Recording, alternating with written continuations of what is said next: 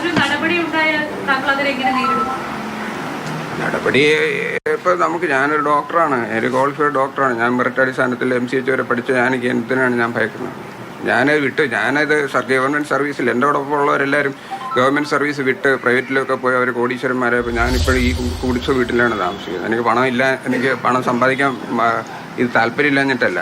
ഞാൻ ഗവൺമെൻറ് കോളേജുകളിൽ പഠിച്ചുകൊണ്ട് ഗവൺമെൻറ്റിന് സർവീസ് കൊടുക്കണമെന്നുള്ളൊരു വിട്ടുവീഴ്ചയുടെ പുറത്താണ് ഞാൻ ജോലി ചെയ്യുന്നത്. പലരും താങ്കൾക്ക് ഐക്യദാർഢ്യം നൽകിക്കൊണ്ട് പല ഡോക്ടർമാരും ഫേസ്ബുക്കിലൊക്കെ ഉൾപ്പെടുന്നുണ്ട്. ആരെങ്കിലും താങ്കളെ ഈ സർക്കാർ മേഖലയിൽ നിന്നോ മെഡിക്കൽ കോളേജ് ആശുപത്രിയിലെ മേഖലയിൽ നിന്നൊക്കെ താങ്കളെ ബന്ധപ്പെടുന്നുണ്ടോ?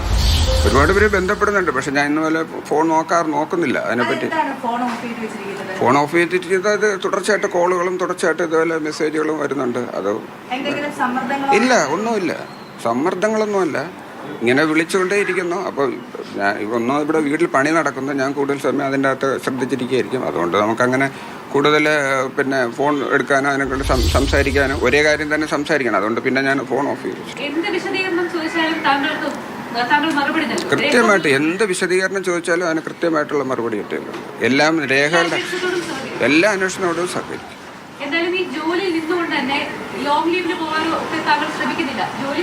ഇല്ല, ലോങ് ലീവൊക്കെ എനിക്ക് വേണമെങ്കിൽ ഇഷ്ടം പോലെ ലീവുണ്ട്. എനിക്ക് ലീവുകൾ ഞാൻ സർവീസ് ജോയിൻ ചെയ്ത സമയം മുതലുള്ള ലീവുകൾ പെൻഡിങ് ആണ്.